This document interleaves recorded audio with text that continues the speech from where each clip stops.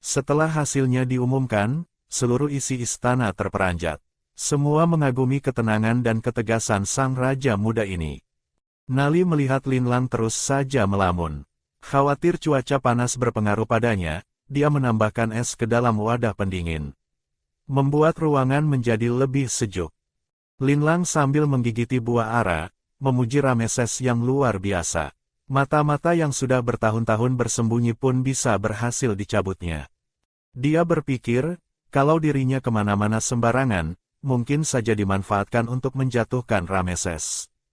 Itulah kenapa dia menahannya, melindunginya. Linlang bersyukur tidak berada di pihak yang berseberangan dengan Rameses. Kalau tidak, mati pun tidak tahu caranya.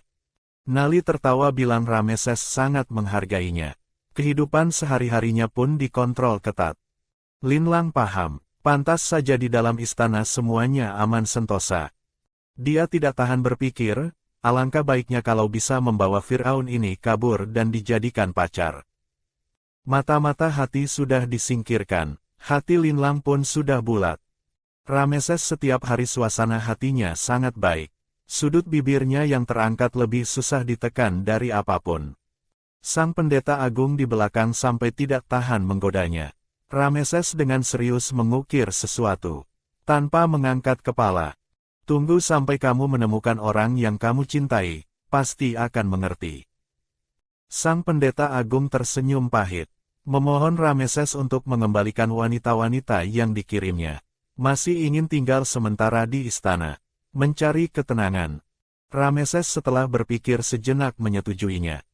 Linlang di dalam istana boleh bergerak bebas. Tapi tidak boleh keluar dari istana. Rameses bisa menjamin keamanan di dalam istana. Tapi Memphis terlalu besar, dia tidak tenang. Linlang menjalani kehidupan yang menyenangkan di dalam istana. Rameses memenuhi semua permintaannya, bahkan membantu mengumpulkan angkeh. Para menteri mengirimkan berbagai jenis angkeh untuk menyenangkan hati calon ratu. Linlang setiap hari menghadapi setumpuk angkeh untuk dipilih sendiri.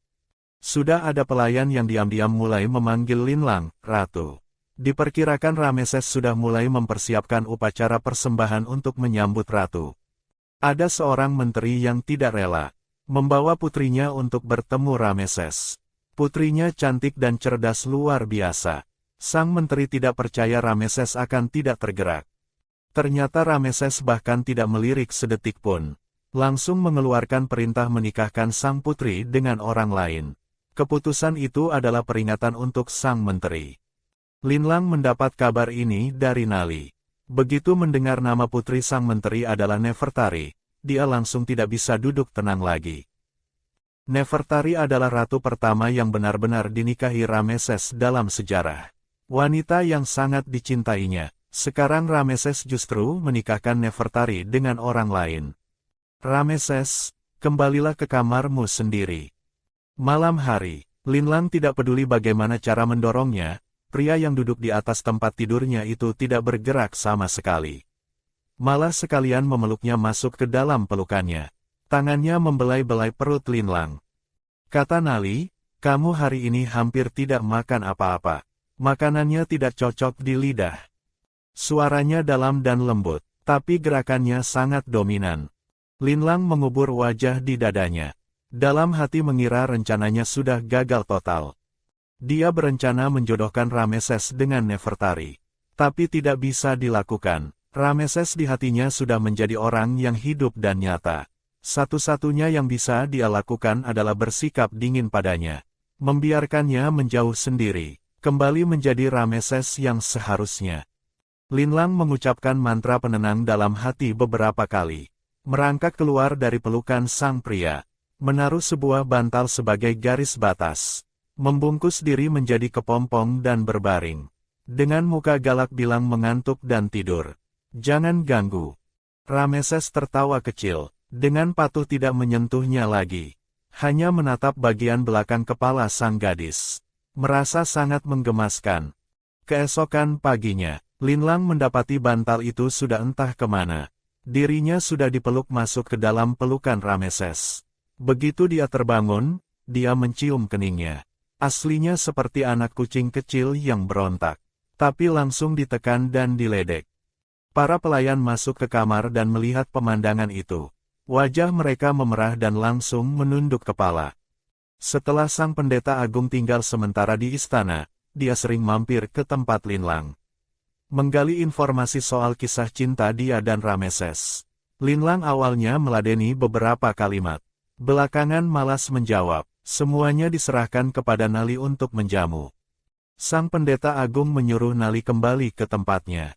Nali tidak enak menolak, tapi bilang ingin tetap tinggal di sisi Linlang. Sang pendeta agung tersenyum pasrah. Sorot matanya memancarkan sedikit rasa kehilangan. Rencana Linlang untuk bersikap dingin pada Rameses berakhir dengan kegagalan. Dia memutuskan untuk berkomunikasi dengan baik-baik. Dia bilang dirinya membawa penyakit tertentu. Tidak ingin membebani Rameses. Mereka tidak bisa bersama.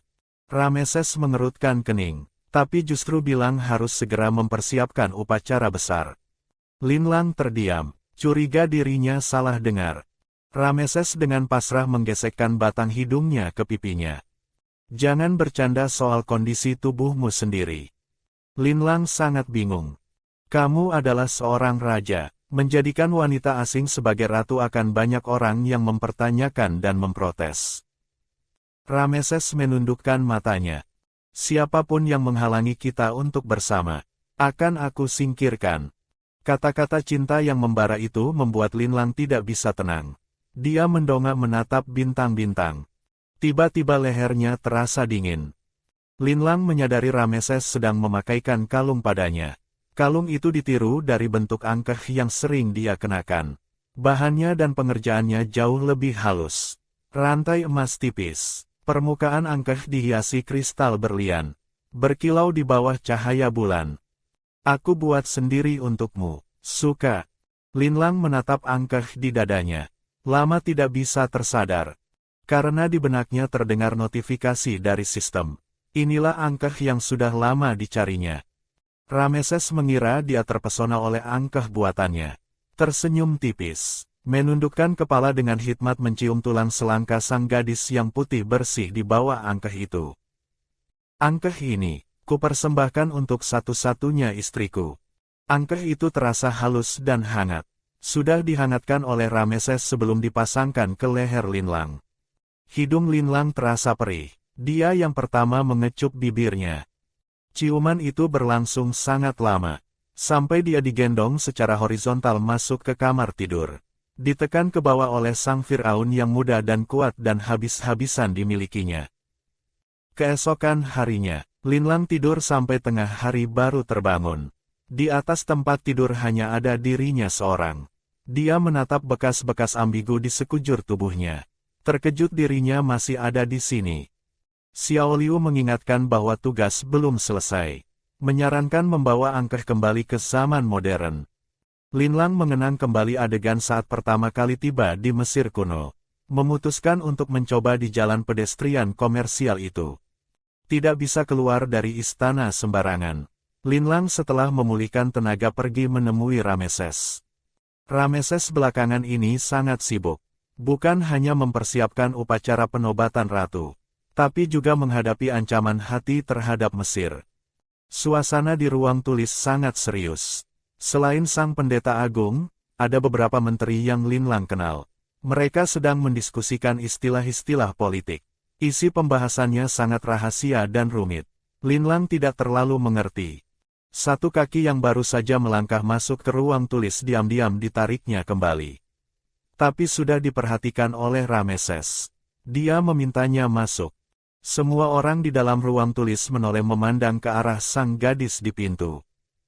Linlang sedikit ragu, lalu dengan besar hati melangkah masuk. Selain sang pendeta agung, beberapa menteri sangat penasaran padanya. Rameses bersikap lembut padanya. Di bawah meja, ujung jarinya dengan pelan mengait jari-jarinya. Menggesek-gesekkan lembut. Linlang tanpa sadar teringat malam kemarin. Melototinya. Mengingatkan untuk memperhatikan situasi. Rameses matanya tersenyum, sama sekali tidak peduli. Sang pendeta agung ekspresinya seperti biasa. Tapi para menteri lain semuanya melongo. Mereka mana pernah melihat sang Firaun memanjakan seseorang seperti ini. sampai-sampai meragukan apakah ada yang salah dengan mata mereka. Seketika ekspresi para menteri bermacam-macam, tapi tidak ada satupun yang membuka mulut. Linlang sadar dirinya sudah menjadi pusat perhatian ruang tulis. Berbisik pelan pada Rameses bilang ingin keluar sebentar. Senyum Rameses sedikit berkurang, dengan tenang kembali mengait jari-jarinya. Mau kemana?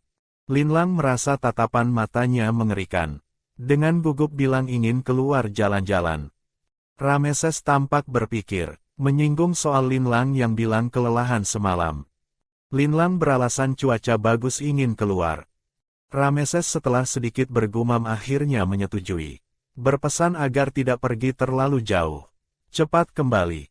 Sampai sudah keluar dari istana, Linlang masih merasa tidak percaya. Xiao Liu menggodanya, mungkin setelah menikah pria itu justru semakin memanjakan. Linlang justru curiga dia sedang mengawasinya dari tempat yang tersembunyi. Dia mencari jalan sampai ke jalan yang dulu itu. Berlari beberapa kali, tidak melihat bangunan modern, jalanan sepi. Orang-orang melempar pandangan aneh ke arahnya saat dia berlari. Para pengawal berpakaian preman yang diperintahkan tidak boleh terlalu jauh dari Linlang terpaksa ikut berlari bersamanya. Sangat canggung. Linlang berlari sampai menangis lalu berhenti. Xiao Liu mengusulkan mungkin perlu persetujuan Rameses baru bisa kembali ke zaman modern. Bagaimanapun angkeh itu dibuat langsung olehnya. Linlang tersenyum pahit. Minta persetujuan Rameses untuk biarkan aku kembali ke zaman modern. Lebih baik aku banting diri ke tembok sampai mati lalu baru bisa kembali. Tepat saat sedang bingung, terdengar ada yang memanggil namanya. Linlang menoleh. Ternyata Asa yang sudah lama tidak ditemui. Setelah tersadar langsung melambaikan tangan ke arahnya. Asa berlari dan memeluknya, sangat girang. Para pengawal berpakaian preman hendak menghalangi. Linlang memberi isyarat tidak perlu. Asa memperhatikan keberadaan para pengawal berpakaian preman. Menyadari situasinya, langsung tutup mulut rapat-rapat. Linlang menghiburnya bilang tidak akan ada apa-apa. Keduanya pergi ke toko roti untuk mengobrol. Toko roti hari ini tutup. Leman pun tidak ada. Asa sangat takut dengan para pengawal berpakaian preman yang bermuka serius ini. Tapi sekarang perhatiannya sepenuhnya tertuju pada leher putih Linlang, yang dipenuhi bekas-bekas merah yang tidak mungkin diabaikan. Asa terpaku, belum pernah melihat begitu banyak bekas ciuman yang tidak bisa diabaikan. Seperti binatang buas yang menandai wilayahnya, menyatakan hak kepemilikan eksklusifnya. Dia diam-diam menarik kembali tangannya yang tadi melingkari lengan Linlang. Linlang dengan malu-malu menarik kerahnya ke atas. Merasa Asa masih belum cukup umur. Lebih baik tidak membiarkan dia melihat hal-hal seperti ini. Asa matanya mengandung kekhawatiran. Baginda apakah sangat galak? Dia memaksamu. Linlang terdiam sesaat, lalu tertawa terbahak-bahak. Asa, kamu tidak perlu khawatir. Aku baik-baik saja. Pandangannya beralih sebentar. Hei, rotinya sudah matang belum? Ayo cepat kita lihat. Ah, ya Tuhan. Hampir lupa. Asa langsung berteriak kaget. Ingat roti yang sudah lama diabaikan. Buru-buru berdiri pergi mengecek. Untung-untung, sebentar lagi pasti sudah gosong.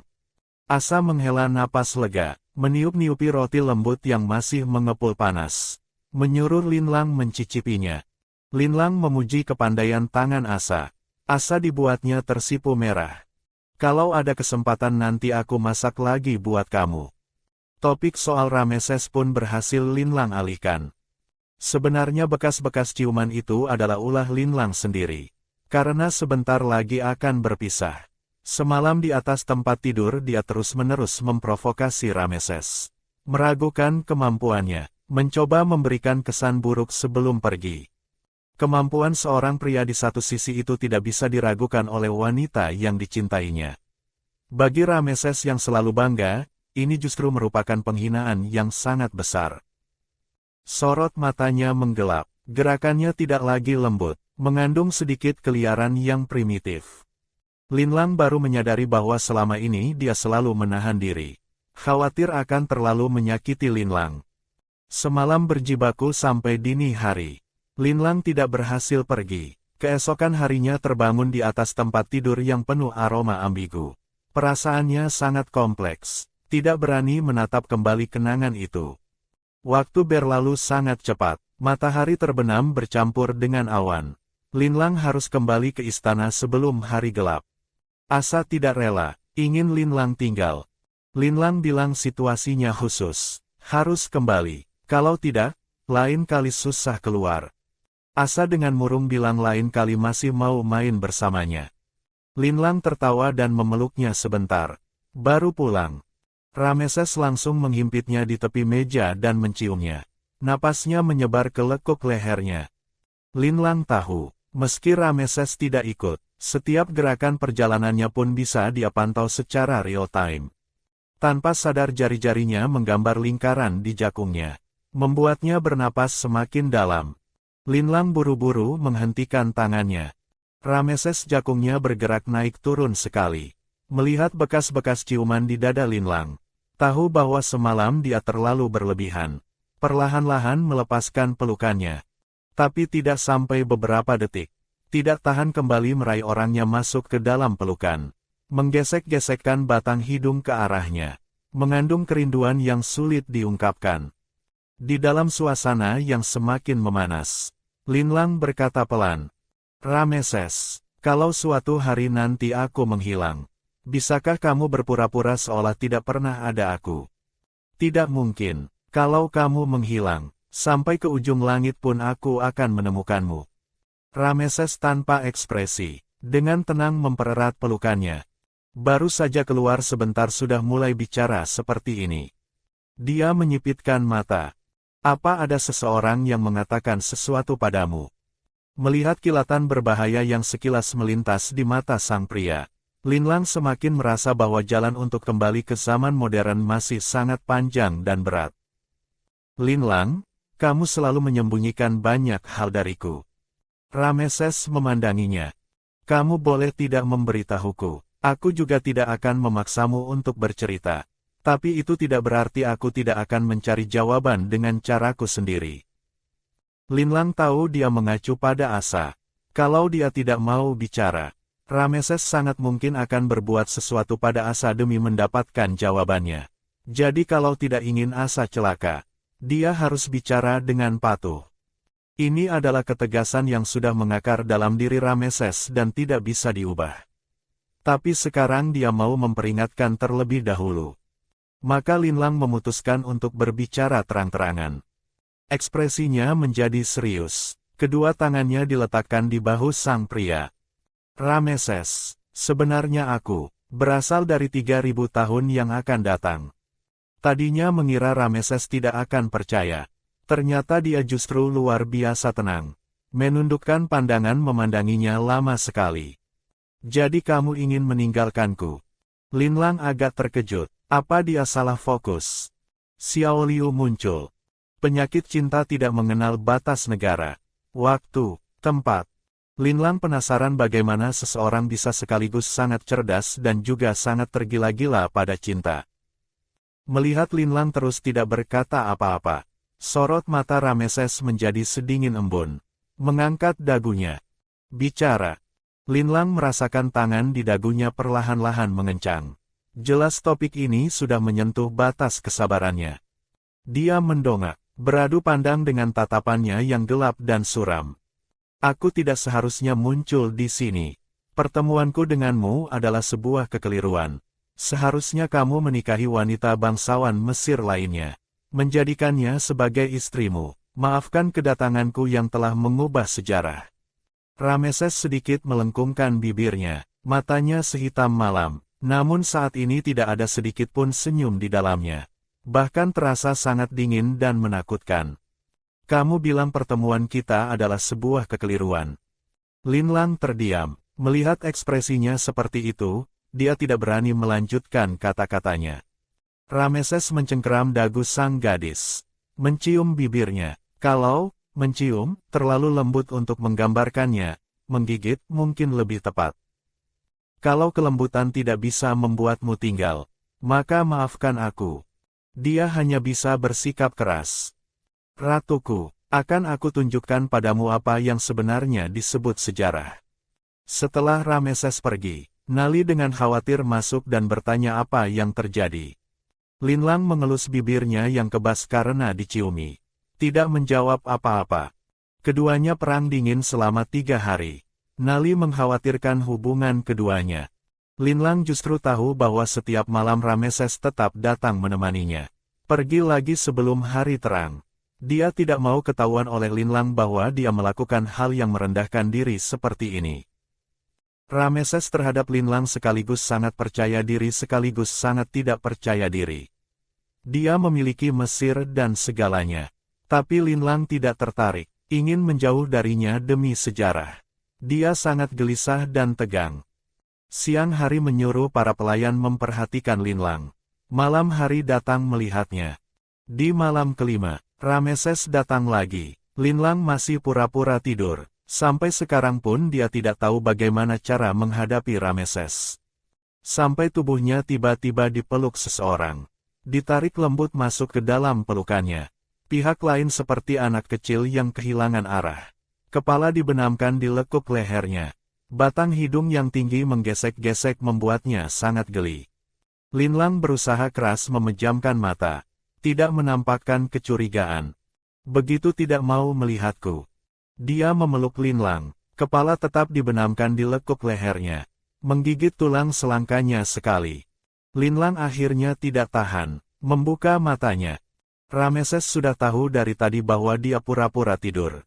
Tanpa menunggu Linlang berkata apa-apa, langsung menyelimutkan jubah tebal ke tubuhnya. Dia menggandeng tangannya berjalan keluar. Kali ini, Rameses menunggangi kuda membawa Linlang. Ternyata keluar dari kota Memphis. Akhirnya berhenti di depan sungai Nil. Dia meraup air bersih dan meminumnya lebih dulu. Lalu mencium Linlang, membiarkan air itu masuk ke dalam mulut Linlang. Linlang, orang yang sudah meminum air Nil. Seberapa jauh pun dia pergi. Pada akhirnya pasti akan kembali lagi ke Mesir. Kata-kata cinta yang nyaris seperti kutukan ini diucapkan sambil menempelkan dahinya ke dahi Linlang. Jantung Linlang tidak bisa tidak berdegup lebih cepat. Seolah air Nil yang diminumnya itu sungguh-sungguh bereaksi. Menciptakan ikatan intim yang tak kasat mata antara dirinya dengan Mesir dan Rameses. Langit mulai terang, matahari terbit. Rameses membawa Linlang duduk di tepi sungai. Memeluknya masuk ke dalam pelukan. Sekarang pemandangannya bagus. Kita ngobrol-ngobrol. Rameses yang pertama kali mengalah. Menciptakan jembatan untuk mencairkan perang dingin di antara mereka. Ngobrol apa? Hidupku. Rameses menyandarkan kepala di bahunya. Menempel ke pipinya. Aku ingin tahu diriku seperti apa di dalam sejarah. Sampai membuatmu mati-matian ingin meninggalkanku. Linlang berpikir sebentar, lalu tanpa segan mulai bercerita. Kamu seumur hidup akan punya banyak istri dan anak. Kekasih tersebar ke seluruh penjuru. Rameses mengerutkan kening. Aku hanya akan punya kamu satu-satunya istri. Itulah kenapa aku harus pergi. Kamu tidak perlu pergi. Rameses mengait jari-jarinya, meletakkannya di posisi jantungnya. Aku bisa menyuruh orang mengubah buku sejarah. Rameses dalam sejarah akan menjadi seperti yang kamu ceritakan. Dia memiliki selir dan anak yang tak terhitung. Wanita yang dikirim oleh para tetua akan diterima. Wanita dari negara-negara lain yang dikirim demi menjaga persahabatan antar negara juga semuanya akan diterima. Dia adalah seorang politikus unggul yang pandai menjaga kepentingan terbesar. Sedangkan Rameses yang sesungguhnya, hanya akan memilikimu seorang, hanya mencintaimu. Linlang tidak menyangka dia bisa melakukan sampai sejauh ini untuknya. Ternyata benar-benar ingin mengubah buku sejarah. Kenapa harus aku? Kenapa tidak bisa? Linlang menghela napas, tanpa mengungkap arah sejarah secara spesifik. Dia mulai menceritakan tentang kehidupannya. Termasuk beberapa peristiwa penting. Kamu adalah seorang raja yang suka kemewahan dan mengejar kesempurnaan. Dalam catatan sejarah, ada satu kali kamu diiringi oleh sang pendeta agung dan para tokoh terkemuka. Berangkat. Menempuh perjalanan sejauh 2 mil sampai ke kuil Luxor di hulu sungai Nil. mengadakan serangkaian upacara dan perayaan yang berlangsung selama 23 hari penuh. Linlang berdecak. Kalau di zaman modern, itu artinya liburan 23 hari. Sayang sekali. Dia melanjutkan. Kamu juga selalu berupaya membangun citra dirimu yang setara dengan para dewa. Membangun berbagai istana, kuil, dan patung dalam skala besar. Kumpulan bangunan dan patung yang tersebar dari Delta Nil sampai wilayah Nubia ini, beserta nama, wajah, dan kisah-kisah penaklukannya sudah sangat dikenal luas. Rameses dengan tenang mendengarkan. Kata-kata seperti ini kalau diucapkan oleh orang lain, dia pasti sudah tidak tolerir. Bukan karena suka kemewahan, tapi saat naik tahta dulu, situasi politik sangat genting. Aku terpaksa membangun wibawa dengan cara seperti itu. Ternyata begitulah cara generasi penerus menceritakannya. Gara-gara itu citra diriku di mata Linlang menjadi tidak sempurna. Rameses sedikit kesal. Linlang sudah bicara sampai kerongkongan kering. Lalu perlahan-lahan mulai menggodanya. Rameses, kamu kedepannya punya satu pertempuran besar. Kamu akan seperti laba-laba, melawan balik dengan 4 anggota badan dalam keadaan terjepit. Menang dalam pertempuran itu. Rameses memijat pelipisnya. Terhadap cara generasi penerus menggambarkannya, dia tidak berdaya. Tapi melihat sang gadis bercerita dengan penuh semangat, dia merasa bisa membuat Linlang senang. Itu pun sudah cukup baik. Rameses memandang ke arah pantulan bayangan keduanya di Sungai Nil. Menahan tawa. Linlang melihat dia akhirnya tertawa. Suasana hatinya pun jauh membaik. Pertempuran yang dia ceritakan itu terdengar sangat ringan. Padahal situasi sebenarnya sangat kejam. Rameses sesuai dengan apa yang Linlang ceritakan dalam sejarah. Menyuruh sang juru sejarah untuk mengubah catatan sejarah sepanjang malam. Linlang tahu tekad Rameses. Mengubah sejarah memang merupakan salah satu cara. Hanya saja terlalu merepotkan. Juga tidak tahu apakah efektif atau tidak. Bagaimanapun ini hanya mempengaruhi pasangan dan harem Rameses. Tapi satu bagian bergerak semua ikut bergerak. Rameses harus mengeluarkan banyak usaha untuk menangani perubahan-perubahan terkait. Belakangan Rameses dengan kekuatan eksekusi yang luar biasa berhasil menghilangkan keraguan Linlang. Dia melakukan semua penyambungan dengan sangat baik. Linlang bilang tidak tergerak hatinya itu bohong. Dia sudah melakukan sampai sejauh ini. Kalau masih bersikeras ingin pergi, sungguh keterlaluan. Setelah berdiskusi dengan Xiao Liu pun merasa bisa, kalau sejarah sungguh tidak bisa menerimamu. Seandainya kamu tidak pergi pun, sejarahlah yang akan mengusirmu pergi.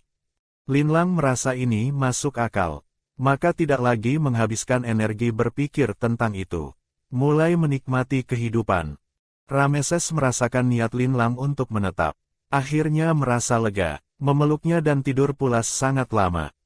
Di tengah malam Rameses terbangun dari mimpi buruk. Menggesek-gesekkan wajah ke tulang selangkanya sambil berkata ingin memilikinya. Linlang yang setengah sadar mengira sedang bermimpi. Begitu sadar bahwa ini bukan mimpi sudah terlambat. Keduanya bergelut sampai keesokan harinya tengah hari. Setelah makan siang, Rameses pergi ke ruang tulis mengurus urusan resmi. Linlang sangat kelelahan dan tidur lagi. Terbangun lagi langit sudah gelap. Rameses tidak tahu kapan sudah kembali. Saat ini berbaring di sisinya dan tertidur sangat nyenyak. Tangannya masih menggenggam salah satu pergelangan tangan Linlang. Linlang merasa kasihan, mencium bibirnya. Beberapa hari terakhir Rameses hampir setiap malam tidak tidur sama sekali. Terus memperhatikannya. Kemarin lagi berjibaku begitu lama. Hari ini masih tidak lupa pergi mengurus urusan resmi yang tertunda. Orang sekuat besi pun seharusnya sudah kelelahan. Begitulah gambaran yang akan ditampilkan kepada generasi mendatang. Begitu saja 1 bulan berlalu dengan aman dan tentram. Buku sejarah sudah diubah sesuai yang dikatakan Rameses. Dia seketika bertambah puluhan selir dan anak.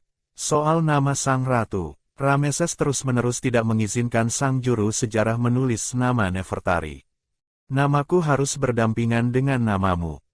Rameses meski tidak puas, tapi Linlang mau tinggal di sisinya saja sudah merupakan anugerah. Linlang tertawa kecil. Jadi selama ini kamu setiap hari menulis nama kita berdua di atas kertas. Telinganya memerah, menyangkal dengan bilang hanya menulis asal-asalan. Persiapan untuk upacara penobatan ratu sudah selesai. Tapi karena provokasi hati, hubungan kedua negara memanas. Perang sudah di ambang pintu. Linlang ingat betapa beraninya orang-orang hati. Meski Rameses tidak mengatakannya, dia bisa merasakan bahwa Rameses semakin sibuk. Dia masih berusaha menemaninya makan dan tidur. Hanya saja waktu tidurnya sangat singkat. Menurut sejarah, Rameses akan berangkat untuk berperang melawan hati. Dalam pertempuran ini dia hampir mati. Linlang sangat cemas. Setiap hari memasak untuk menambah vitalitasnya. Rameses sangat terharu. Satu suap sayuran sampai tidak tahan mengunyah puluhan kali. Tidak rela ditelan.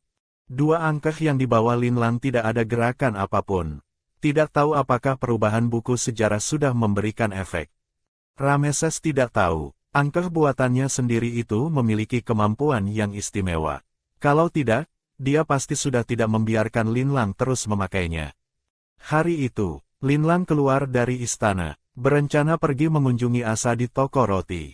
Tapi di tengah jalan bertemu dengan nenek Gesang yang seharusnya ada di desa Tatara.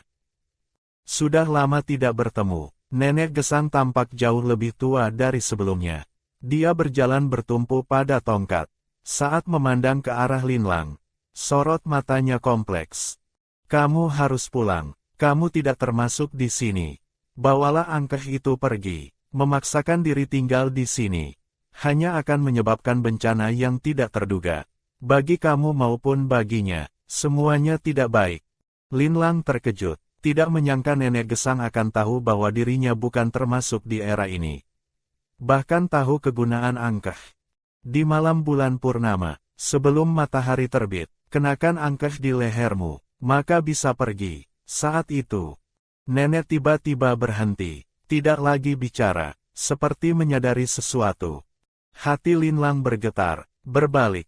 Rameses entah sejak kapan sudah muncul di belakangnya. Dia menarik Linlang ke sisinya. Dengan tatapan dingin dan berat memandang ke arah nenek Gesang. Dia tidak akan pergi. Situasi perang sangat mendesak. Ambisi hati semakin mengembang. Rameses harus memimpin pasukan untuk menumpas pemberontakan. Linlang kembali dikurung di dalam istana oleh Rameses. Rameses dengan ekspresi serius menjelaskan dengan sabar bahwa ini bukan mengurungnya. Setelah aku pergi, di sekitarmu akan sangat berbahaya. Kalau kamu kemana-mana sembarangan, aku di luar sana akan terpecah perhatiannya. Pria itu dengan sabar berpesan, membenamkan kepala di lekuk lehernya dan menggesek-gesekkan. Suaranya pelan dan lambat. Jangan percaya kata-kata si nenek. Kalau kamu takut sejarah berubah, tunggulah aku pulang dengan baik-baik. Kita bicarakan pelan-pelan. Kalau tidak, begitu aku pulang dan mendapati kamu sudah tidak ada. Itu sangat mempengaruhi penilaian dan ketenanganku dalam memimpin pasukan. Itulah yang justru akan mengubah sejarah. Mengerti? Linlang menyetujui. Pasukan sudah siap berangkat. Rameses mengenakan pakaian pinggang emas. Tampak gagah dan berwibawa. Dia memeluk Linlang erat-erat. Tunggukan aku pulang. Dia sempat menyimpan angkeh itu kembali. Sekarang ada apapun juga hanya bisa menunggu dia pulang. Baru membuat rencana dengan cermat. Linlang di dalam hati berdoa. Berharap Rameses bisa kembali dengan selamat. Dalam sejarah, pertempuran Kades yang akan berlangsung ini diperkirakan memakan waktu 2 bulan. Di perbatasan pertempuran berkecamuk, di dalam istana kehidupan berjalan tenang. Sudah setengah bulan lebih berlalu. Linlang hampir setiap hari berkirim surat dengan Rameses. Dia takut Linlang pergi. Setiap beberapa hari pasti mengirimkan surat. Dan meminta Linlang membalas. Belakangan Linlang tidak tahu lagi apa yang harus ditulis. Maka dalam surat menuliskan kegiatan sehari-harinya. Pernah sekali sengaja menulis dalam bahasa Mandarin. Rameses ternyata meniru tulisannya dan membalas. Tulisannya bahkan cukup standar. Hari itu Linlang selesai menulis surat dan menyuruh orang mengirimkannya. Nali memberitahunya ada seseorang yang mencarinya. Linlang tertegun. Apakah nenek Gesang? Seorang gadis kecil, namanya Asa.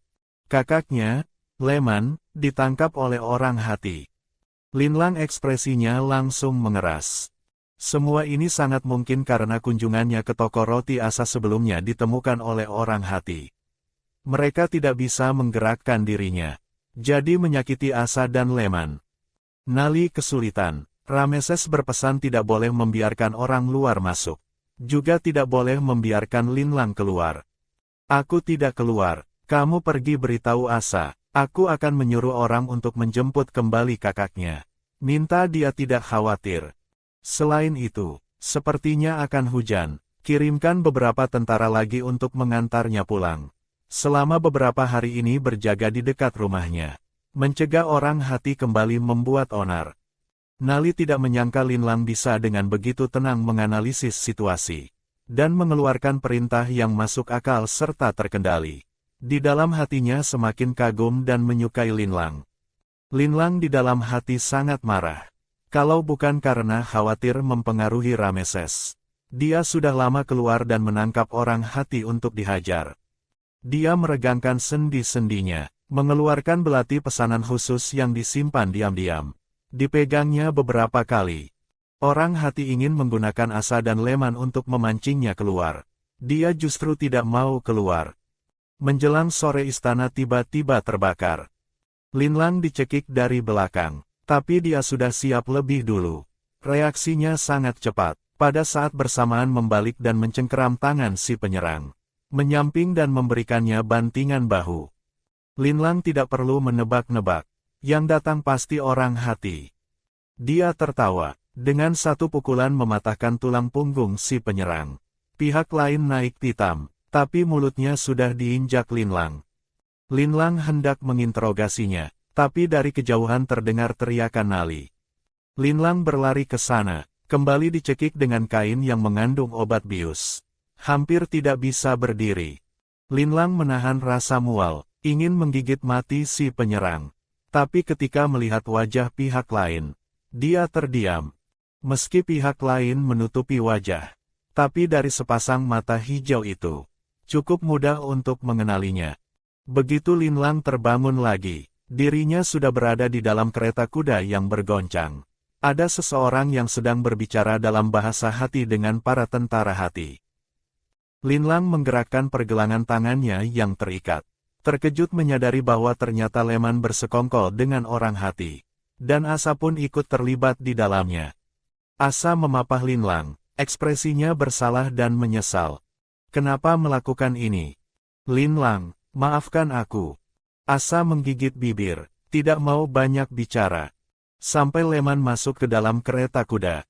Melihat Linlang sudah sadar, dia tersenyum tipis, tidak memandang pergelangan tangan Linlang yang terikat. Dia menceritakan pengalaman hidupnya, bilang berterima kasih atas air dan roti yang pernah Linlang berikan kepada Asa. Kapan aku pernah memberikan air padamu? Linlang tertegun. Tunggu. Sepertinya ada sedikit ingatan samar. Sepertinya dulu saat pertama kali muncul di Mesir kuno. Dia pernah menyodorkan air dan camilan kepada seorang anak lelaki kecil. Tapi itu sama sekali bukan Leman yang sudah dewasa ini. Kecuali, dia memandang terkejut pada pemuda di depannya. Jangan-jangan kamu anak kecil itu. Sangat senang. 10 tahun berlalu. Kamu masih mengingatku. Linlang terpukul. Jangan-jangan dulu pun dia sempat datang sebentar ke Mesir kuno. Tapi itu sudah 10 tahun yang lalu. Kamu tidak perlu takut. Aku sudah membuat kesepakatan dengan pasukan hati. Begitu Rameses berhasil ditangkap, mereka akan memberikan banyak uang kepada kami. Aku akan membawa kamu dan Asa pergi dari Mesir. Sorot mata Leman memandang Linlang penuh kelembutan. Waktu itu Asa membawamu pulang. Saat melihatmu lagi, aku sungguh-sungguh sangat terkejut. Meski tidak tahu kenapa sudah 10 tahun berlalu, wajahmu tidak berubah sama sekali. Tapi aku mau percaya, kamu adalah utusan para dewa yang turun untuk menyelamatkan aku dan Asa. Linlang tidak menyangka air dan roti yang dulu dia berikan begitu saja itu ternyata memberikan bantuan yang begitu besar bagi orang lain. tapi sekaligus juga menanam bibit masalah untuk dirinya sendiri. Linlang menghela napas. Leman, kamu sungguh-sungguh percaya bahwa setelah urusan selesai, orang hati akan baik hati membebaskanku. Tidak perlu memprovokasi, di tubuhku mengalir darah hati. Bertahun-tahun ini sudah menyelesaikan banyak hal untuk hati. Pemimpin hati sangat menghargaiku.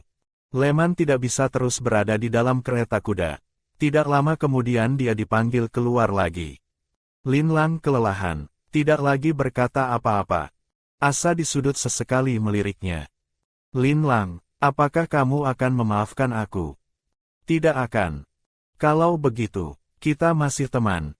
Teman tidak akan mengkhianati. Gadis kecil itu sekujur tubuhnya bergetar. Matanya memerah, mulai menangis pelan-pelan. Linlang perasaannya sangat kompleks. Dengan nada yang seperti tiba-tiba tua 10 tahun berkata, Asa, kamu tidak seharusnya terlibat dalam semua ini. Urusan antara dua negara ini jauh lebih rumit dari yang kalian bayangkan. Kamu dan Leman sedang dimanfaatkan oleh hati. Tapi kami memang orang hati. Lalu apakah hati selama ini pernah peduli dengan kalian kakak beradik? Tahu kalian selalu ditekan, apakah mereka pernah membela kalian? Asa terdiam. Demi tidak membocorkan identitas mata-mata mereka di Memphis.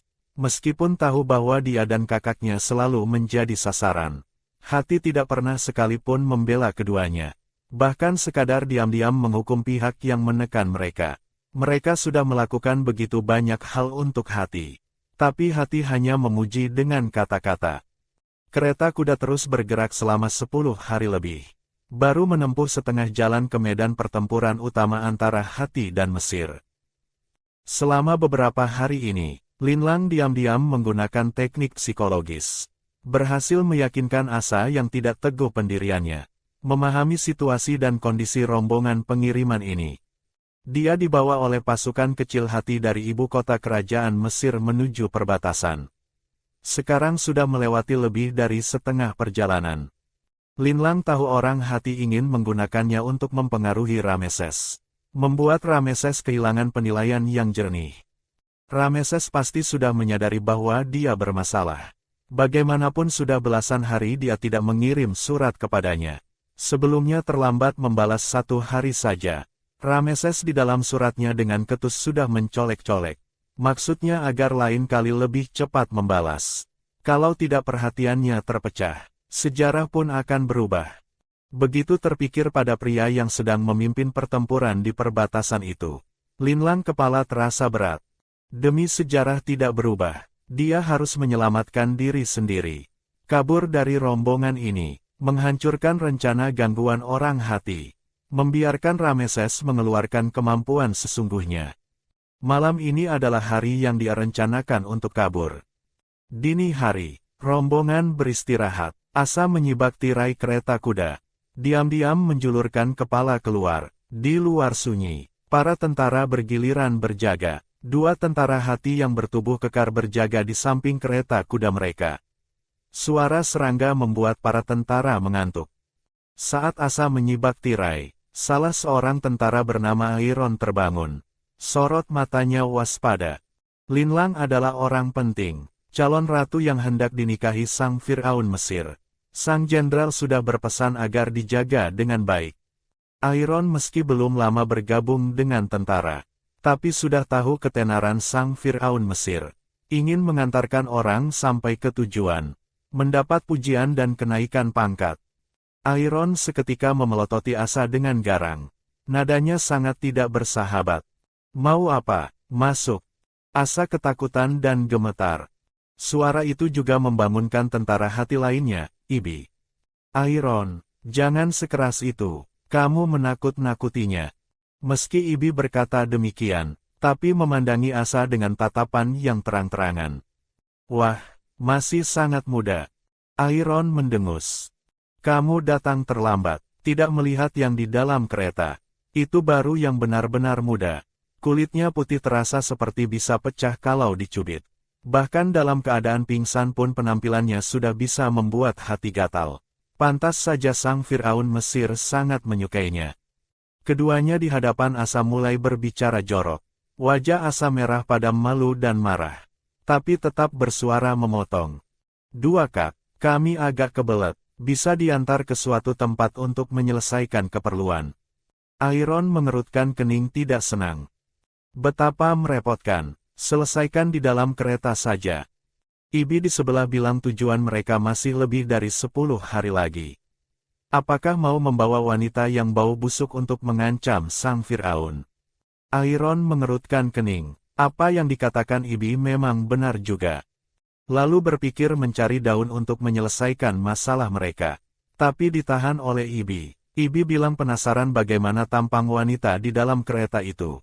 Ingin membawa mereka ke tempat terbuka untuk menyelesaikannya. "Ibi, kamu tahu betapa pentingnya kedua orang ini. Tidak boleh ada yang salah." "Aeron, kamu kenapa begitu tegang? Dua wanita, masa kamu merasa tidak punya tenaga untuk mengurus dua wanita? Kekuatannya yang selama ini selalu dibanggakan tiba-tiba diragukan orang." Wajah Aeron seketika menjadi gelap.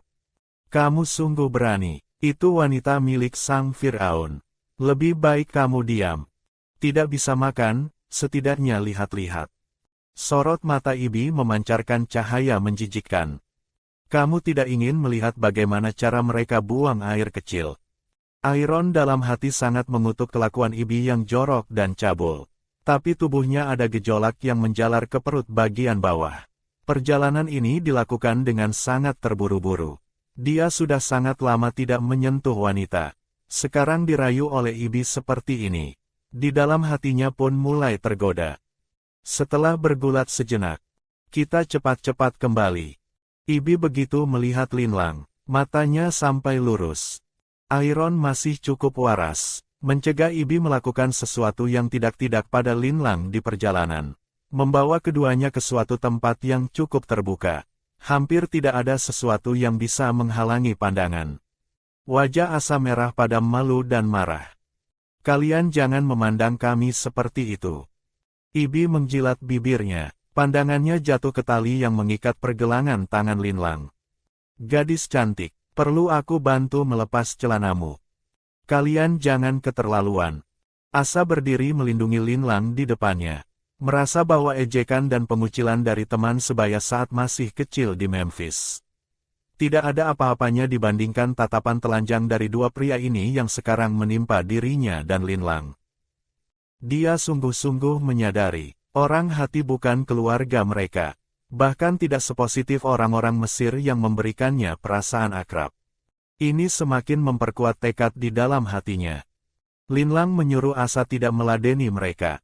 Asa dengan penuh kesedihan memeluknya. Aeron merasa keduanya bertele-tele. Ingin menarik mereka terpisah. Ibi hatinya bergejolak, ikut bergerak mendekat. Siapa sangka baru saja hendak menyentuh. Asa tiba-tiba berbalik, bekerja sama dengan Linlang mendongakkan kepala. Menyemprotkan serbuk putih ke wajah keduanya. Lalu langsung berlari kencang. Aeron paling dekat dengan keduanya. Kesakitan sambil menutupi matanya. Ibi ada Aeron yang menghalangi. Kondisinya jauh lebih baik. Dia menutup matanya sambil melirik ke sana. Mendapati tali pengikat di pergelangan tangan Linlang sudah lama dilepaskan. Ini adalah rencana yang sudah dipikirkan matang-matang. Harus memanfaatkan waktu sebelum tentara lain menyadari. Segera menangkap Linlang kembali.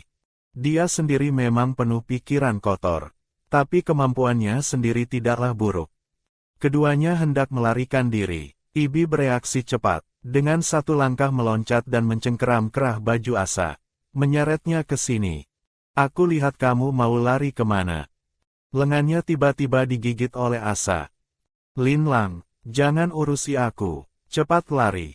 Di sisi lain Aeron yang matanya belum pulih pun tidak peduli lagi dengan matanya sendiri. Terlatih-tatih menerjang ke arah Linlang. Tubuhnya terlalu besar. Linlang tidak bisa memberikannya bantingan bahu seperti sebelumnya. Hanya bisa terus-menerus menghindar, mencari titik lemah untuk diserang. Asa tahu Linlang kesulitan menghadapi Aeron seorang diri. Dia mencengkeram celana Ibi erat-erat. Tidak membiarkan Ibi bergerak ke sana. Tidak peduli bagaimanapun cara Ibi menendang. Tidak bisa dilepas. Ibi memaki. Tidak boleh membiarkan Linlang lolos dari tangan keduanya. Kalau tidak dia dan Aeron akan menerima hukuman yang paling berat. Sorot mata Ibi menjadi penuh kebencian. Mengeluarkan sebilah pisau, menusukkan ke arah Asa di kakinya. Darah menembus perutnya. Asa seketika kehilangan tenaga. Ditendang keras oleh Ibi sampai terlempar. Ibi tertawa puas, tapi tidak menyangka detik berikutnya. Seluruh tubuhnya dengan keras ditabrak oleh Aeron yang tidak bisa melihat jalan dengan jelas. Pisau di tangannya pun direbut seseorang. Seketika, Ibi melihat gadis timur yang kelihatannya lemah itu sudah mengambil belatinya, menusuknya dan Aeron satu persatu. Dia bahkan kesakitan sampai tidak bisa berteriak. Asa berbaring di tanah sambil menutupi perutnya, tapi tubuhnya terus-menerus mengalirkan darah. Linlang sengaja mengarahkan Aeron untuk menabrak Ibi, merebut pisau dari tangan Ibi. Proses akhirnya membunuh dua tentara hati berbadan besar itu. Semuanya disaksikan oleh Asa. Teringat kembali pada saat pertama kali bertemu Linlang. Linlang waktu itu juga seperti ini. Linlang dengan cepat membalut luka di perut Asa. Tapi darah dari lukanya itu dengan cepat merembes membasahi kain pembalut. Tahan, aku bawa kamu pergi. Kamu saja yang pergi, aku tidak punya tenaga lagi. Tidak mau menyeretmu. Dia tahu dirinya tidak lama lagi. Linlang justru menggendongnya, berlari ke arah yang berlawanan dari kemah orang hati. Asa dengan lemah bertanya, "Kita masih teman baik?" "Iya, selalu." "Kamu masih marah padaku?" "Kamu sembuh dulu baru aku tidak marah." Asa ingin tersenyum. Tapi mendapati dirinya sudah tidak punya tenaga untuk tersenyum. Setelah itu, Linlang tidak lagi mendengar suaranya. Detak jantung di punggungnya pun perlahan-lahan berhenti. Linlang berhenti, menatap ke langit. Awan menutup bulan, membuat hati terasa sesak. Dia menarik napas dalam-dalam, tidak bisa memahami kenapa Leman melakukan ini semua. Kenapa mau percaya dengan omong kosong orang hati. Membiarkan Asa jatuh ke dalam kondisi seperti ini. Hanya saja sekarang bukan saat yang tepat untuk melamun. Tepat saat Linlang hendak menyembunyikan jasad Asa untuk sementara, dia mendengar suara langkah kaki dari kejauhan. Orang hati menyadari mereka tidak ada. Sudah mengejar. Linlang hanya bisa mencari tempat untuk bersembunyi dulu. Untungnya di sekini banyak gundukan tanah. Dan banyak semak-semak. Tubuh Linlang kecil, meringkuk, di bawah cahaya malam sama sekali tidak terlihat bayangannya. Di sini, rombongan hati dengan cepat mengejar ke sini. Leman juga ada di antaranya. Tidak peduli soal Leman, melihat di tanah hanya ada satu orang. Dia murka memaki habis-habisan, susah payah menangkap orang, ternyata begitu saja kabur. Adikmu ikut si orang itu lari. Mati pun setimpal. Kusa tanpa sungkan menendang jasad Asa. Linlang bersembunyi di balik semak. Mati-matian memelototi Kusa. Leman tidak tahan melihat jasad adiknya diperlakukan seperti itu. Dia segera melindungi jasad adiknya. "Leman, kamu sungguh berani. Berdiri." Orang itu lari karena adikmu yang melepaskannya. Dia mati memang setimpal. Kamu segera pergi cari kembali si Sandera. Kalau tidak kamu ikut mati bersama adikmu. Melihat Leman tidak bergerak juga, wajah Kusa dipenuhi amarah. Sekarang Leman sudah tidak ada gunanya lagi. Adiknya bahkan membantu Sandera untuk kabur. Seluruh kemarahannya tidak ada tempat untuk dilampiaskan. Kusa mencengkeram kerah baju Leman, memberikannya satu pukulan keras. Sudut mulut Leman berlumuran darah. Dia hanya merasa pusing. Tidak bisa memahami kenapa Asa yang selama ini penurut dan penakut, kali ini memilih membantu Linlang untuk kabur. Kenapa semuanya bisa menjadi seperti ini? Leman tentu tahu, bekerja sama dengan tentara hati ada risikonya. Dia hanya ingin melihat Rameses gagal. Melihat sang raja muda yang sebaya dengannya namun selalu berdiri tinggi dan angkuh itu suatu hari menjadi tawanan. Diejek dan dipermalukan. 10 tahun lalu setelah Linlang memberikan roti dan air padanya. Sebenarnya benda-benda itu tidak sempat dimakan olehnya dan Asa. Karena direbut orang lain. Dan orang yang merebut benda miliknya waktu itu adalah Rameses yang waktu itu baru berusia belasan tahun. Hanya putra sulung tertua sang raja. Jelas-jelas usianya sama, tapi Rameses bisa dengan congkak menekannya. Menginterogasinya soal apa hubungannya dengan pemilik benda-benda itu. Sementara dia, Leman, hanya bisa merendah sampai ke debu. Menunduk penuh ketakutan, menjawab satu persatu. Bahkan pada akhirnya Rameses menggunakan makanan yang lebih berlimpah untuk menukar benda-benda di tangannya. Tapi tidak satu kali pun menanyakan pendapatnya. Cara Rameses yang begitu dominan itu membuat Leman dipenuhi kebencian sekaligus rasa rendah diri. Benih kebencian yang luar biasa dan rasa tidak rela itu sudah ditanam di hatinya sejak saat itu. Dia ingin merampas sesuatu yang paling berharga bagi Rameses. Ingin dengan kuat membuatnya merasakan perasaan tidak berdayanya sendiri. Perasaan harga diri yang hancur berkeping-keping. Tapi baru pada saat ini menyesal. Kematian Asa merobek satu luka menganga di ulu hati Leman. Dia tersiksa dan menyesal. Padahal toko roti sudah mulai membaik. Padahal dia dan adiknya sudah mulai mendapatkan rasa hormat dari orang-orang di sekitar. Racun mengalir melalui tubuh Leman. Karena begitu tidak rela melepaskan adikmu, pergilah ikut bersamanya. Leman tengkurap di tanah, wajah menempel ke tanah, dengan susah payah memiringkan kepala sedikit. Melihat Linlang yang bersembunyi di balik semak tidak jauh dari sana. Linlang dan Leman beradu pandang sesaat. Keduanya sama-sama tertegun. Leman tidak berkata apa-apa. Pisau dari atas jatuh turun. Darah membasahi bilah pisau. Dia memeluk Asa, perlahan memejamkan matanya. Linlang menutup mulutnya, menekan dirinya sekuat tenaga bersembunyi di dalam semak. Malam sangat gelap, para tentara hati berputar-putar di sebelahnya dan lewat begitu saja. Penuh lumpur di sekujur tubuh. Wajah pun penuh lumpur, di kepala masih menancap beberapa helai rumput. Telapak tangan terasa sakit tipis-tipis. Linlang membuka telapak tangannya. Banyak bagian yang kulitnya sudah tergores. Linlang tiba-tiba terdiam, meraba-raba sesuatu di pinggangnya. Adalah angkeh yang biasa dia bawa di tubuhnya itu. Sekarang setelah menggelinding jatuh dari tebing. Tepat melindungi bagian pinggangnya, dia tidak apa-apa. Tapi angkeh itu sudah hancur sepenuhnya. Linlang mengusap lumpur di wajahnya. Di hatinya ada perasaan kehilangan yang samar. Seperti berpisah selamanya dengan sahabat lama.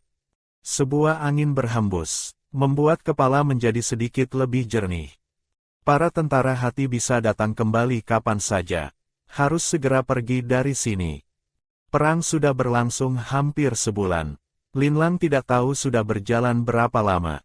Lumpur di tubuhnya sudah mengering. Tidak ada orang yang akan mengaitkannya dengan gadis timur yang lemah lembut itu. Di tengah perjalanan Linlang lapar makan buah liar. Haus mencari aliran sungai untuk minum. Kalau benar-benar tidak menemukan sumber air, minum embun dari dedaunan. Sungguh-sungguh merasakan kehidupan bertahan hidup di alam liar. Posisinya sekarang, berdasarkan data Xiao Liu, jauh lebih dekat ke Kades dibandingkan ke ibu kota Memphis. Burung merpati untuk saling berkirim surat dengan Rameses adalah burung merpati khusus. Burung merpati biasa sama sekali tidak bisa mengirimkan surat ke tangan Rameses. Pertempuran Kades ini sejak awalnya sudah sangat brutal. Kalau Rameses sampai terpecah perhatiannya, sangat mungkin mati di medan perang. Demi tidak memecah perhatiannya, Linlang memutuskan untuk pergi sendiri mencarinya. Di sekitar sini tidak ada orang. Dia tidak punya kuda, hanya bisa mengandalkan kakinya sendiri untuk berjalan. Dia memanjat pohon untuk memetik buah. Masih sempat iseng menggoda anak burung. Hanya dengan hati yang sebaik ini. Berjibaku siang dan malam tanpa henti. Tubuh pun tidak sanggup menanggung beban. Luka-luka meradang memicu demam. Dia pingsan, mengira dirinya akan mati di alam liar. Ternyata diselamatkan oleh sepasang kakek dan cucu yang sedang bepergian. Kakek yang baik hati itu menyuapinya air dan makanan. Juga membantu membersihkan luka-lukanya. Nak, kenapa kamu seorang diri ada di tempat seperti ini? Di tubuhmu ada luka-luka pula. Linlang asal-asalan mengarang alasan. Sang kakek pun tidak banyak bertanya. Justru cucu sang kakek yang merasa aneh bahwa orang yang penuh lumpur begini ternyata adalah seorang gadis. Linlang tersenyum tipis, menunduk memandangi tubuhnya yang penuh lumpur. Lumpur di tubuhku ini karena tidak sengaja menggelinding jatuh dari gunung. Sang anak kecil mengangguk. Berarti kamu sungguh-sungguh beruntung masih hidup. Setelah berbincang-bincang, Linlang merasa keduanya tidak punya niat jahat. Suasana hatinya perlahan-lahan membaik. Saat hendak berpisah, sang kakek ternyata menghadiahkan seekor kuda padanya. Linlang tidak enak hati. Aku tidak punya apa-apa yang bisa dijadikan jaminan. Sang anak kecil dengan nakal melepaskan sebuah kancing baju Linlang sebagai jaminan. Sang kakek pun tertawa. Benar, pakai ini saja. Mereka bahkan membagi-bagi sebagian perbekalan kering dan air untuk Linlang.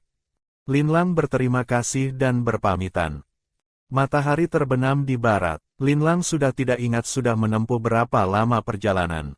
Dia bertemu dengan sebuah pasukan yang hitam-hitam memenuhi langit. Pemimpin pasukan di hadapannya membentak keras. Kamu siapa? Datang ke sini mau apa? Linlang mengenali ini adalah pasukan Mesir. Lalu dengan cepat menjawab. Namaku Linlang, aku ke sini untuk mencari kalian. Apakah Anda adalah Tuan Putri Linlang? Pemimpin pasukan Petah terkejut mengenalinya. Karena Rameses pernah memperlihatkan gambar wajah Linlang kepada mereka. Linlang menjelaskan apa yang dia alami. Bilang Rameses dalam bahaya, harus segera menuju Kades. Dia teringat deskripsi dalam buku sejarah tentang pertempuran Kades. Khawatir dengan kondisi Rameses yang dipengaruhi olehnya. Pemimpin pasukan begitu mendengar Baginda dalam bahaya. Ekspresinya pun langsung menjadi tegang. Kami segera merapikan barisan. Kembali untuk mendukung Baginda. Aku akan mengutus orang untuk mengantarkan Anda kembali ke istana. Tidak sempat, aku ikut bersama kalian pergi. Pemimpin pasukan melihat penampilan Linlang yang berantakan namun tegar dan tabah. Dipenuhi rasa hormat yang tulus. Tidak lagi menolak. Menyuruh tabib melakukan perban sederhana untuknya. Di sepanjang jalan penuh bekas-bekas perang. Darah mengalir seperti sungai. Mayat bergelimpangan di mana-mana. Linlang semakin mengkhawatirkan Rameses. Berjalan selama 3 hari. Akhirnya terlihat Kades. Di sana asap dan debu mengepul memenuhi langit. Dari kejauhan pun bisa terdengar suara teriakan. Suara benturan senjata. Pasukan Petah melihat ada yang tidak beres. Ternyata di Kades bersembunyi tentara hati dalam jumlah yang sangat besar. Langsung mengeluarkan perintah. Maju untuk memberikan dukungan. Pemimpin pasukan menoleh ke samping. Melihat tubuh sang gadis tergoyahkan sebentar. Hampir jatuh dari atas kuda. Untungnya pada akhirnya kembali mencengkeram tali kekang dengan erat. Sudah berjibaku begitu lama. Tubuh memang sudah tidak sanggup. Anda tunggu di sini, kami yang pergi ke sana saja. Tidak, aku tidak apa-apa, aku berjanji tidak akan menjadi beban kalian. Linlang meneguk seteguk air, menjadi jauh lebih jernih. Dia meraba-raba sesuatu di pinggangnya. Itu adalah pistol versi sederhana buatannya sendiri. Tadinya kekurangan bahan, berkat bantuan Xiao Liu yang diam-diam berhasil membuatkannya. Bila pisau berduri bisa menggantikan peluru. Kekuatannya memang tidak bisa dibandingkan dengan pistol sungguhan. Tapi juga tidak bisa diremehkan. Dia harus memastikan Rameses bisa bertahan hidup dalam perang ini. Kuda besi menginjak tanah yang diwarnai sepatu. Di mana-mana ada potongan-potongan anggota tubuh. Kaki kuda sesekali menginjak satu lengan yang terputus. Atau sebuah jari. Ada milik tentara hati. Ada juga milik tentara Mesir. Para tentara melirik ke tanah. Melihat wajah-wajah yang akrab, saudara seperjuangan yang tadinya masih bercanda bersama. Sekarang di medan perang mati tanpa jasad yang utuh. Tidak tahan diam-diam matanya memerah. Penderitaan yang ditimbulkan oleh perang, selalu sangat menyayat hati. Akhirnya sampai di titik tengah pertempuran dua pihak. Tentara hati tidak menyangka pasukan Petah bisa datang secepat ini. Seketika formasi mereka menjadi kacau. Para tentara pasukan Petah mengangkat senjata dan berteriak menyerbu. Membalas dendam untuk saudara-saudara yang sudah gugur. Situasi menjadi sangat kacau. Linlang menunggang kuda bercampur di dalam sana. Ada tentara hati yang ingin menyerangnya. Langsung ditembaknya tepat di pembuluh nadi leher dan mati. Sorot mata Linlang dengan cepat menyisir ke depan. Melangkah semakin dalam. Akhirnya melihat sang pria yang sedang bertarung di dalam genangan darah. Dia tidak pernah melihat Rameses seperti itu. Bahu kiri sang pria tertancap sebuah anak panah. Darah membasahi hampir separuh bahunya. Tapi dia seperti tidak merasakan apa-apa. Ekspresinya dingin berat, di matanya mengandung kemarahan yang membara. Seperti singa liar yang ganas. Meski terluka parah, hampir sekarat, tetap terus mengayunkan senjata di tangannya. Memusnahkan siapapun yang berani mencoba memprovokasi dirinya. Banyak tentara hati yang mengepung Rameses. Ingin menangkapnya, tapi malah ditusuk oleh Rameses tembus ke otaknya. Darah muncrat ke wajahnya. Matanya tidak berkedip sedetik pun. Langsung menembus perut orang lain. Jelas-jelas dalam posisi yang tidak menguntungkan. Tapi tetap membuat orang ngeri sampai berdegup. Hawa pembunuhan yang menyelimuti sang Firaun ini membuat banyak tentara hati tidak tahan mundur ke belakang. Linlang buru-buru mencengkeram pistolnya lebih erat. Membidik seorang tentara yang ada di belakang Rameses dan hendak mengayunkan pedang ke arahnya. Menarik pemicunya. Seiring suara desis yang terdengar, tentara hati itu langsung roboh ke tanah. Linlang kembali membidik orang-orang lain, mengincar dan menembak dengan tepat. Musuh di sekelilingnya semakin berkurang. Rameses yang matanya sudah memerah di dalam keramaian, jelas terdiam sebentar, menoleh ke sini. Matahari terbenam seperti darah, mewarnai langit menjadi merah. Sang gadis menunggang kuda datang mendekat. Rameses menatapnya diam-diam. Pada saat ini baru perasaan dan akalnya perlahan-lahan pulih. Keganasan dan kedinginan di matanya memudar. Tusukan rasa sakit yang memancar dari bahunya membuat dahinya dipenuhi keringat dingin. Tapi di dalam hati Rameses terasa luar biasa tenang. Sejak tidak menerima surat dari Linlang, dia sudah tahu bahwa Linlang bermasalah. Apa yang hendak dilakukan oleh hati? Tidak mungkin dia tidak tahu. Meski tetap dengan tenang memimpin pasukan, tapi kekhawatiran di dalam hati terus bertumpuk. Pikirannya selalu tegang. Sampai sekarang melihat dia baik-baik saja, baru benar-benar bisa melepaskan napas. Pasukan-pasukan lainnya menerima pemberitahuan dari pasukan Petah. Satu persatu berdatangan untuk memberikan dukungan. Pasukan hati yang dari awal sudah dihajar setengahnya oleh Rameses yang memimpin pasukan Amun dengan sekuat tenaga. Sekarang pasukan-pasukan lainnya berdatangan. Situasi berbalik. Pasukan hati yang tadinya masih bisa berkoar-koar, benar-benar dicerai-beraikan, melarikan diri dengan panik. Sorot mata Linlang mendingin, mengangkat pistol, menembak mati semua orang yang tadi sudah menyakiti Rameses. Rameses tidak pernah melihat Linlang membunuh orang. Saat ini di matanya mengandung kelembutan yang seperti terpesona.